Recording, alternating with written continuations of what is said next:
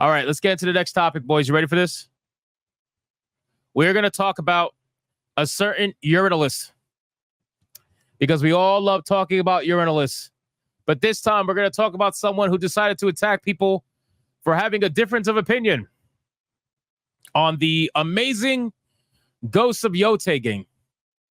And it's clearly so amazing because we've seen gameplay, right? Yeah, sure. Game Journal attacks gamers daring to question Ghost of Yotei actress.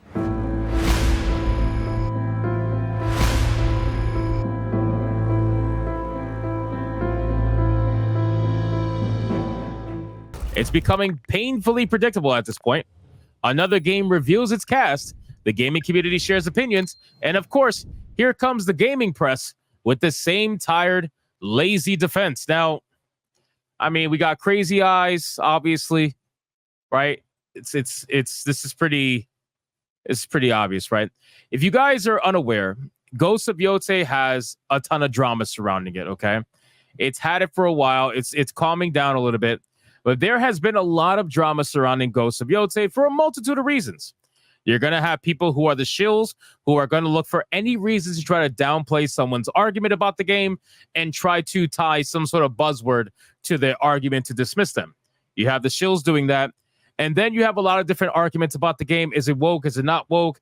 Why they do a female protagonist? Why are they fucking over Jin Sakai? We wanted Jin Sakai. We didn't want a brand new, protagonist, male or female. Why are you doing this? Blah, blah, blah. Why'd you turn it into an anthology series? Blah, blah, blah, blah, blah, right? It's all over the place. But at the end of the day, we haven't even seen gameplay, bro. I'm not even going to bother unless I see gameplay. I'm not going to judge it based off of a trailer because let's be real, whether it looks good or not, the trailer is not an indication of how the game is going to be played. So I will wait until I see gameplay before I decide. But yes, I am among many people who are highly upset that Jin Sakai's story did not continue. Because if you asked anybody before you saw Ghost of Yotei, if you asked anybody, hey, what do you think a Ghost of Tsushima sequel would look like? What are they going to tell you? You think anybody was going to tell you, yeah, a sequel would be probably, I don't know, a couple hundred years in the future, and it'll be starring a female samurai. Yeah, that's exactly what's going to be. No, of course not. Of course not. Everybody would have told you, oh, it would be more of Jin Sakai's story. It would be a continuation of Jin Sakai's story. That's what everybody thought. So naturally, you're going to be hit with a massive amount of disappointment when people didn't get what they were expecting. I don't think there's anything wrong with that.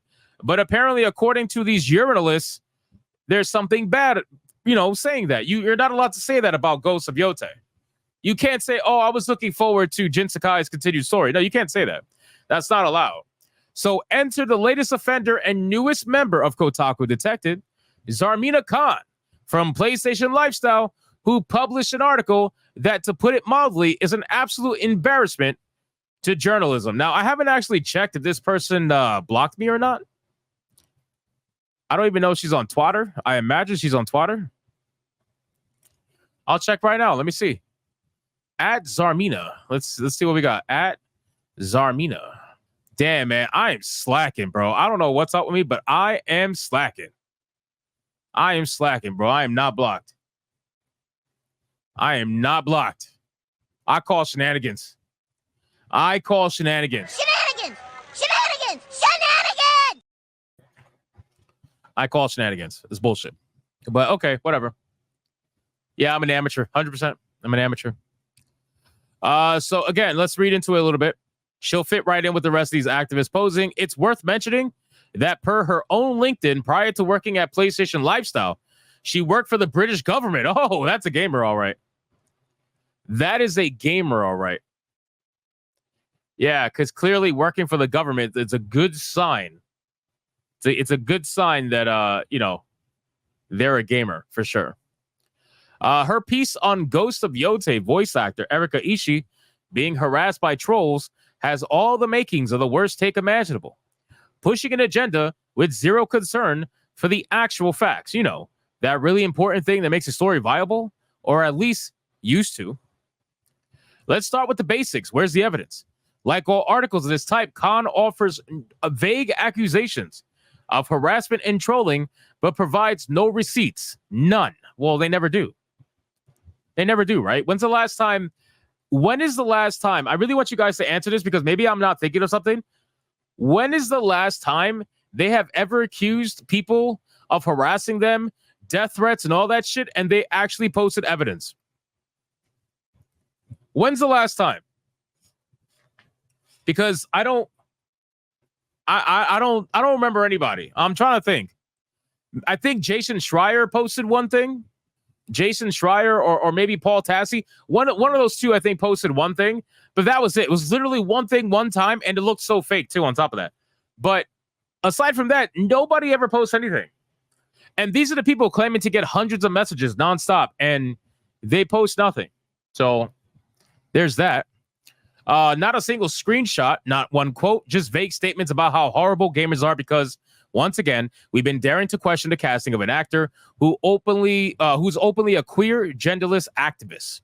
If you guys forgot who is voicing Ghosts of Yotei's Atsu, it's good old Erika Ishii with the modernity fade on the side that every single crazy female is doing now, half shaving their hair because, reasons. They're so diverse that they all look the same. That's Erika Ishii. If you're going to call out a supposed wave of trolls and harassment, shouldn't you at least offer some proof? But nope. Khan sticks to the usual formula of slapping labels on anyone who doesn't agree and pretending that the entire gaming community is toxic on the whole, alluding to generic talking points and trying her best to play the victim. Oh, yeah, because, being a victim is so empowering these days. Everybody wants to be a fucking victim, right? Everybody wants to be a victim on Twitter, especially if they're women. Then apparently, here's where it gets even better. Before Smash even knew who Zarmina Khan was, she had already blocked him. This is the kind of behavior that screams insecurity and damage control, as if she already knew that her takes were so weak that they can't handle the slightest bit of criticism or questioning. There you go. It's beyond laughable at this point to see this preemptive blocking and then write an article where the community is framed as toxic and hostile. It's almost like the moment someone points out the obvious flaws in a narrative, they're erased and branded a troll. Echo chamber much, Darmina? Well, that's because they need that echo chamber. We say that all the time. You guys know that's true. They need an echo chamber. Their echo chamber used to be massive. They used to have one of the biggest echo chambers in the world, and that was called Twitter. When Elon Musk bought Twitter, they lost that for the most part. So now they've been scrambling around trying to find that echo chamber again, and they can't find it. They can't find it. They're struggling. They're looking for it. They're trying to make another echo chamber. It's not the same. It's not the same, right? Twitter used to censor on their behalf. These journalists didn't have to block anybody because Twitter would block them for them. They would ban people that even remotely thought the wrong way. They would get rid of them. They would shadow ban them. You would never see your post anywhere. You would be suppressed through and through. So then it says what's truly sad about this article is that it just doesn't care about the facts. It doesn't address the actual concerns or feedback from gamers who, yes, might have some valid points about Ghosts of Yotei's direction, casting choices, and themes, but of course that would require actually acknowledging that not everyone critical of the game has malicious intent. Also, let's be real, right? They know it's not from a place of maliciousness. Sure, there are some people that absolutely are talking from that place, but for the most part, most people are not talking from that place. Most people are talking from being major fans of Ghosts of Tsushima, one of the top selling games on PlayStation, one of the games that made people just like they fell in love with the franchise. And now you took that franchise, you turned it into an anthology series, and now you're going to expect people to just eat it up. Why? Because they eat up Assassin's Creed? That's the same exact thing in terms of being an anthology series? Because they eat that up, they're going to eat this up too? No. They were hoping you were going to be different. They were hoping that you were actually going to be just a little bit different. But unfortunately, all we're getting is the same exact thing. So again, we don't have gameplay, so I'm not judging shit right now. But what I'm telling you is that the decisions don't look very good.